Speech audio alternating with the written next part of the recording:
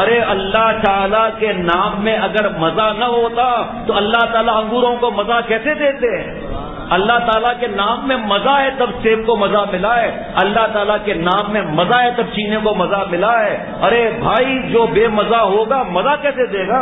اللہ تعالیٰ کو جو خوش کرتا ہے وہ دونوں جہان کا کیپسول پاتا ہے۔ حضرت نے فرمایا جب ہم بچے تھے تو کسان ہل چلاتے ہوئے شعر پڑھتے تھے، اللہ اللہ کیا مزہ مرشد کے میخانے میں، اللہ اللہ کیا مزہ مرشد کے میخانے میں، دونوں عالم کا مزہ بس ایک پیمانے میں۔